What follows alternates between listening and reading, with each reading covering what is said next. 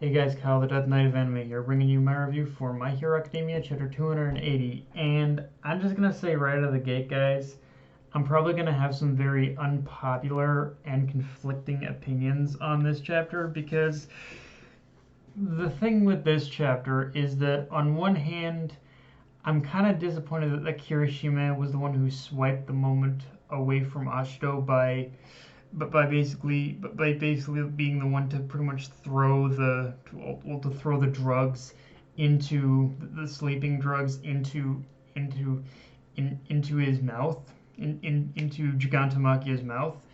But on the other, like I feel that took away a little bit of Ashido's thunder. But on the other hand, it does fit into their collective story for him to be the one to make the major play, but to make the major play, and well, because it not only shows us how Kirishima as a character has overcome his inability to take like immediate action, but also that this time around the circumstances have kind of flipped on their head from when Kirishima and Ashido were basically in school, and this time around Kirishima was the one who was able to save Ashido instead of Ashido having saved Kirishima.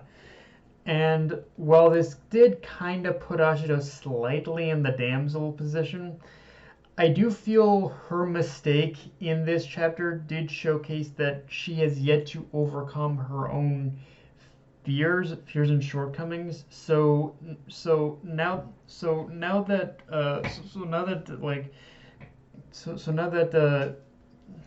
that we've established that in this chapter we should probably expect her moment to happen relatively soon now, especially since Gigantamakia is still holding strong. And on top of that, what makes me excited for Ashido's development going forward now, actually, even more than before, is that supposedly Gigantomachia, from what we understand of this chapter, is basically the same person she basically confronted from way back then.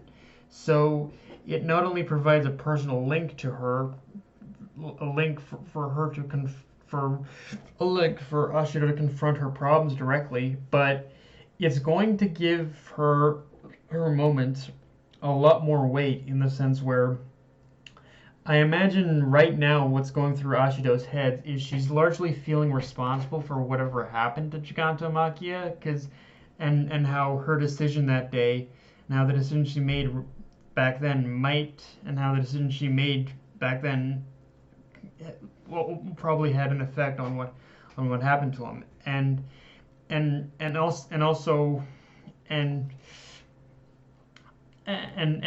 but now she's kind of faced with a situation where the decision she made back then might not be the same she's going to make now, especially if she feels she led him to become what he is. And so whatever happens from here, honestly, I think we can expect Ashido's views on being a hero to change drastically. Like with this overall connection between Gigantomachia and Ashido having been established, I think it's more than obvious that Ashido herself is going to, whatever happens from here, Ashido herself is going to develop into her own sense of, into her own hero, and discover what being a hero means to her now. And like I said, I think if anything, that this like I said before, this is definitely going to cause Ashido to, one thing weirdly that this is going to cause Ashido to do now, I think, is that this is really going to force her to in order to change how she makes decisions, honestly, and how she acts as a hero. Like again, any decision that she's made in the past isn't necessarily going to be the same decision she makes now in the present. So yeah, there's definitely some growth that's going to be had here, no matter what.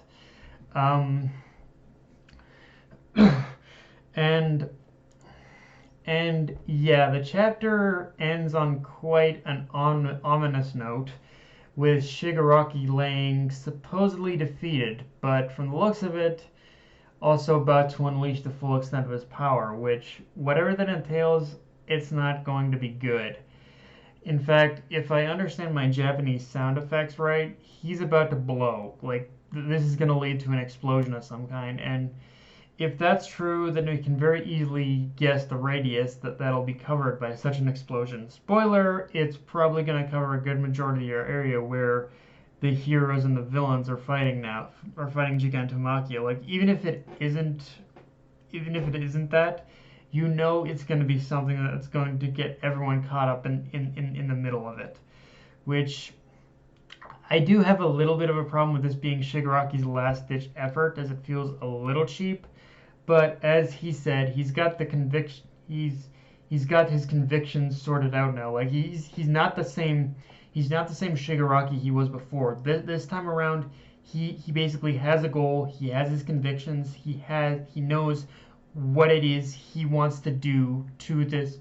Knows what he wants to do to this hero society and how he sees how he wants to change it. So like it's one of those things where Shigaraki as a character has come such a long way where he says it himself. Even he more or less where he's in this situation where if he does this he could quite literally die, but he doesn't care. He knows that he knows what he wants to do. He knows, and he knows what it is he wants to accomplish. Even if it kills himself, this is his goal. He's committed to it, and he's going to fight for it, even if it means sacrificing himself. This is his conviction. So now, obviously, we know, and to him, his conviction is just to end this whole world of heroes, this whole fallacy world of heroes that's been created. And I mean, obviously we know he's not gonna die yet, but or not die at all. But yeah, again, it just shows just how committed he is to this cause now. Like before with Shigaraki, like it was said before that Shigaraki was basically just a child.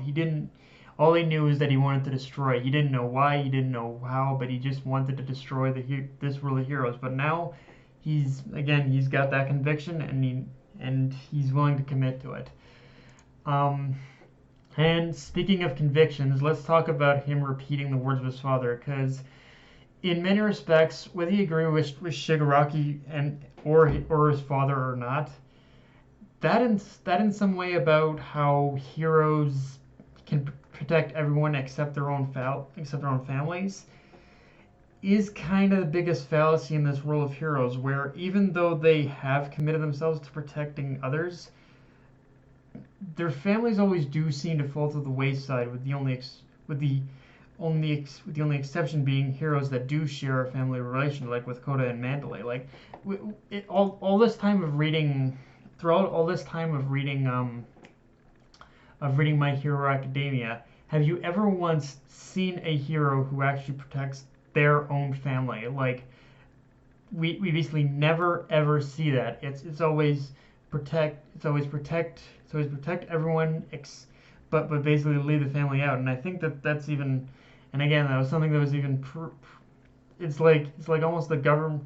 It's like heroes just kind of have this sense where, in order to protect my family, I gotta leave them out of this or something or other. But yeah, it does expose the biggest fallacy with this world. How, and unless heroes are related to each other,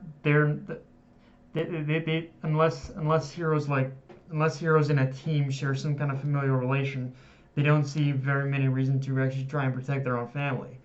Now, on the flip side of that, however, that does seem to be slightly changing with this current generation of heroes that we have with like Class 1A and Class 1B and whatnot.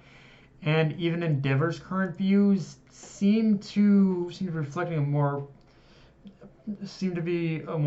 reflecting a more protective attitude towards that, but by having his family move away. But yeah, there is still a major problem in the long run with this, with what Shigaraki is saying about how in this world of heroes, hero families are the ones who kind of seem to always get the short end of the stick. But yeah, guys, that's all I got for this review. If you enjoyed the video, like, comment, subscribe, follow me on Twitter, Facebook, Handle this your Crunchyroll. Dev Night of Anime, signing off. Later, guys.